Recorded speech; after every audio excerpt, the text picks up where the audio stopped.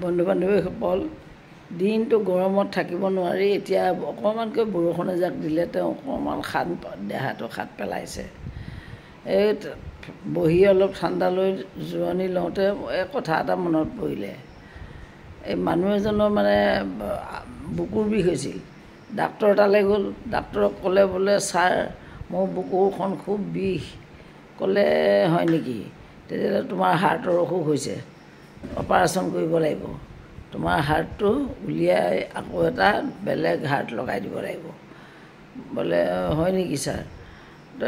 ঠিক আছে তেতিয়াহ'লে তুমি আজি নকৰোঁ তুমি কাইলৈ আহিবা যোৱা সি ঘৰলৈ গ'লগৈ গৈ পেলাই পিছদিনা আহিছে আৰু আহি পালে যে ছাৰ মই আহিলোঁ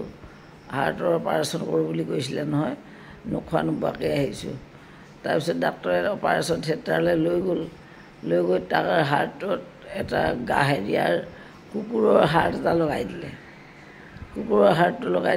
দিয়াৰ পিছত আৰু সি ঠিক হৈ গ'ল আৰু অকণমান সি মানুহটো দুৰ্বল হৈ আছে কিন্তু ঠিক হৈ গৈছে আৰু সি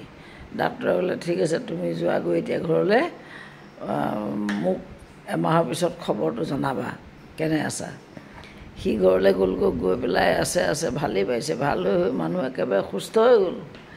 সি এমাহৰ পিছত আহিছে ডক্তৰৰ ওচৰলৈ ডক্তৰ বাবু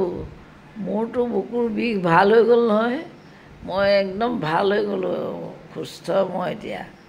কিন্তু এটা কথা ডাক্তৰ বাবু ডাক্তৰে ক'লে কি কথা ডাক্তৰ বাবু মোৰ প্ৰস্ৰাৱ কৰোঁতে ঠেং এখন দাং খাই যায়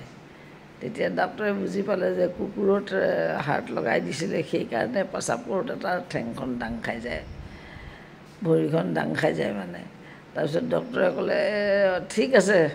তোমাৰ লাহে লাহে সেইটোও ঠিক হৈ যাব যোৱা সি আৰু বৰ হাঁহি ফূৰ্তিৰে ঘৰলৈ গুচি গ'ল গুড নাইট